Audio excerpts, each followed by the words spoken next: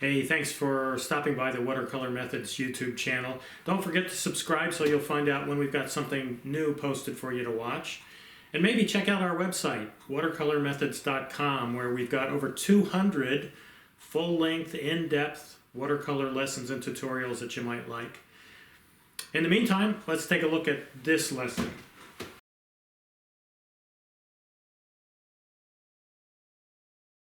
This lesson really is quick and simple. It's about doing a graded wash, which is essentially a wet into wet wash, where we're mixing more than one thing together to get a gradual change from one thing to another. Now this can be as simple as a single color that is gradually changed from something that's lighter to something darker, or it can be a mixture of a couple different colors, so that we're changing a couple things, maybe value from darker to lighter, and maybe one color to another, perhaps temperature, something cooler to something warmer. And in fact, that's what we're going to do in this quick graded wash exercise. We're going to use two colors, ultramarine blue and raw sienna, and we're going to start with our ultramarine blue, and we're going to have it darker essentially at the top. We're going to get it lighter as we work our way down the page, and we're gradually going to be adding in the raw sienna so that by the time we get to the bottom of the page, we'll have really all raw sienna down here.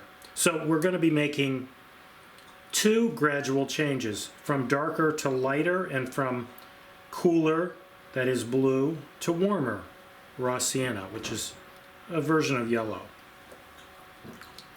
And we're just going to jump right in. Now, as I mentioned, it's wet into wet wash. You could certainly wet the paper first, but I find using a nice big brush that holds lots of water and lots of color is just fine to get the results that you're looking for in a wet into wet wash.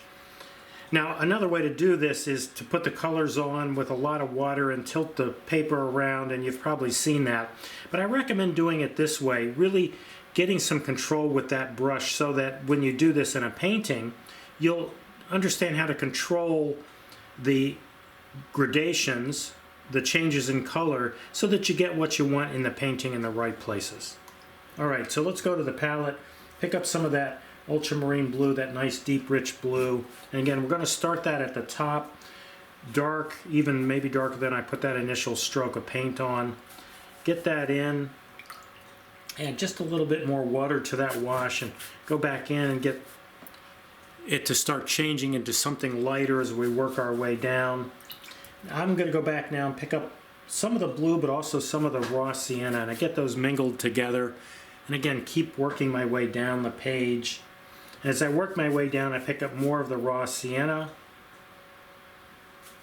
and actually less water now. I'm going to get that raw sienna so it's fairly dark as we get down to the bottom of the page. And there it is. There's our wet into wet graded wash. We go from darker and cooler to lighter and warmer. You can see it actually gets lightest right in here, and then we darken it back up again near the bottom edge.